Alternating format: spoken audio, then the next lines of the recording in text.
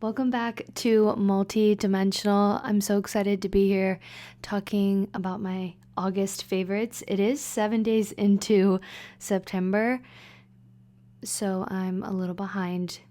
I feel like August was filled with a lot of goodness, and also I slightly feel like I've procrastinated, so it's a mixture of both.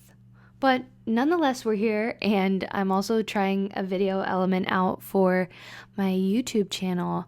I usually record these for the Substack, but I wanted to share them on YouTube because I felt like you guys might enjoy over here. Let's just get right into it because I have a lot of, like I said, goodies in here for the month of, I keep wanting to say September. I have my notes right here. This is how I usually do it without the video element. I usually am just looking at my notes and chatting into the abyss. So here we go. My first favorite of August is we went to Big Sur. We went on a camping trip for our honeymoon, and it was my first time there.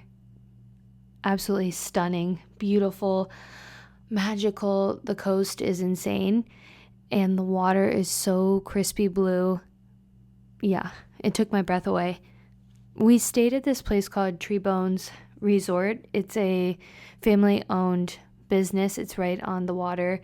They have camping, and also they have that are a little more chic and elevated. I wanted to go camping. It was Bree's first time camping and just have that experience. They did have a restaurant on the property where they served complimentary breakfast.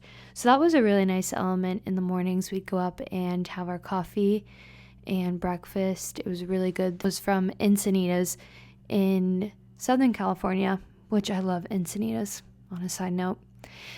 Our last night there, we did the 4-course meal from the chef. I did a whole vlog.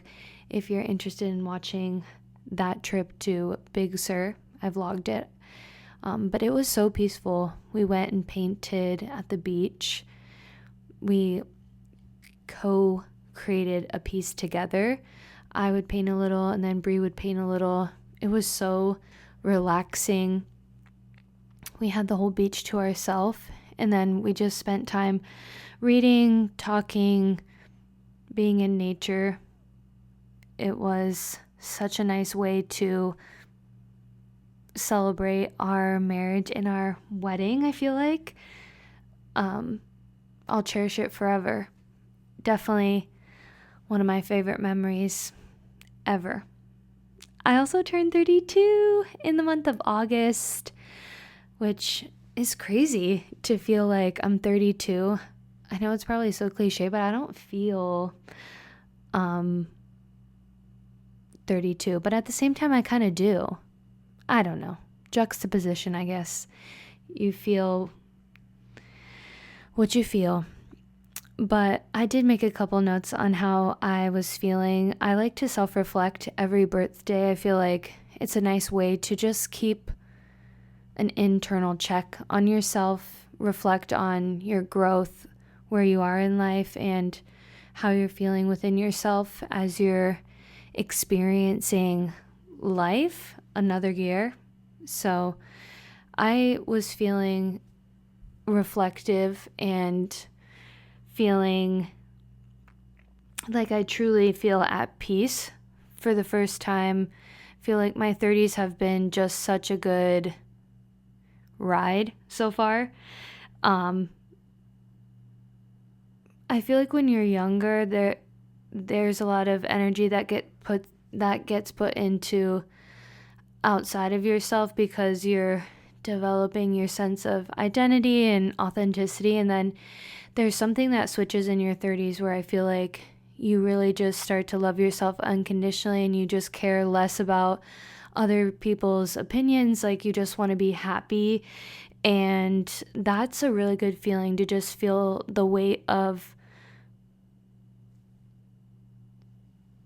what is the word, like minuscule things that aren't really deep and meaningful in life, and just let them roll off and focus on the good things in life and staying rooted in gratitude and just being at peace within, that's really the best gift. And I've made a note here that I said, I feel like the magic of being alive strikes me deeper and deeper each year. I feel more connected to life as I grow older. I feel rooted in gratitude that I'm even alive and existing, and life is so short, and it's really a miracle that we get to exist, be healthy, and yeah, I don't take that for granted. So I'm excited to be 32. I welcome anything that this year has to offer me. I hope I grow, have fun, and find myself more and more. My favorite quote for the month of August was something I actually said. So it's a quote by me. The quote is, "You owe yourself the chance to go for it." I was having a moment of inner dialogue, as I quite often do, and I was working through some subconscious fears about going after my dreams, which this happens a lot if you are in the same sphere.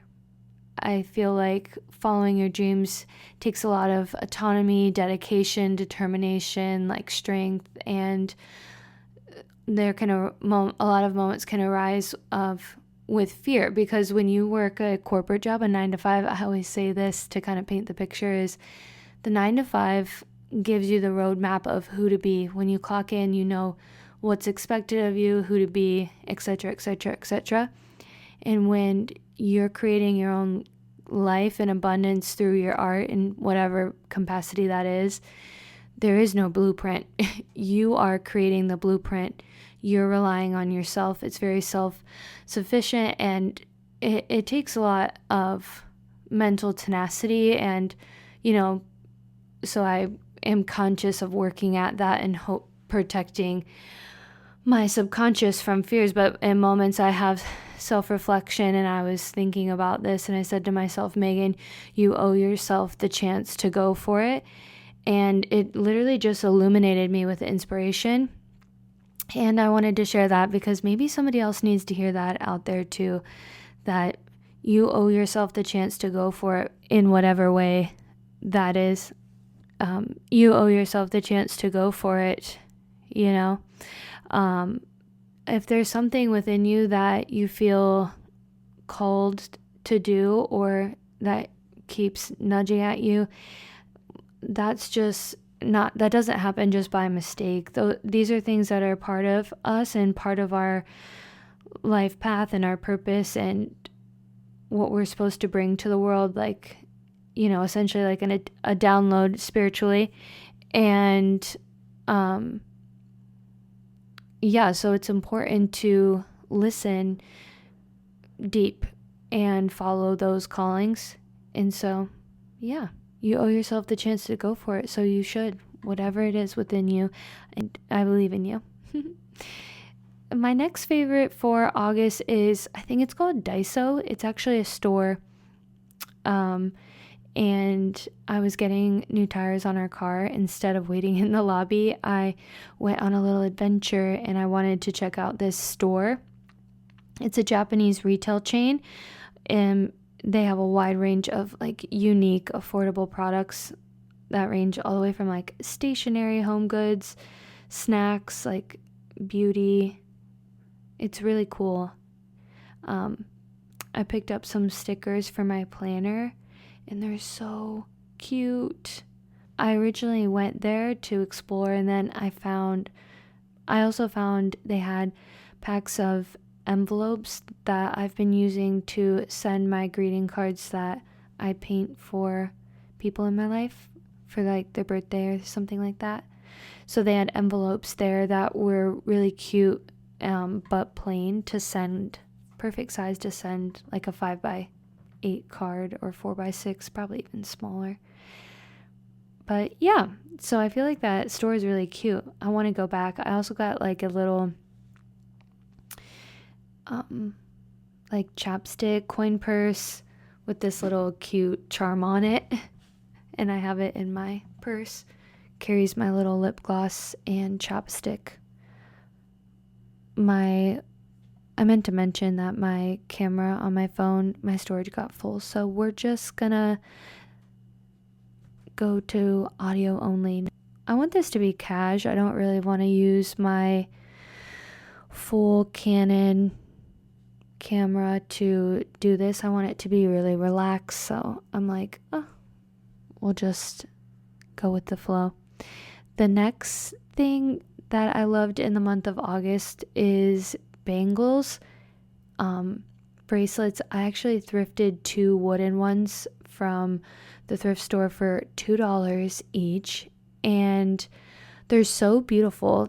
I feel like they add so much earthiness to my outfits, and I'm obsessed. I feel like they're really in style. 90s fashion is in style, and so I feel like bangles were really popular when I was growing up.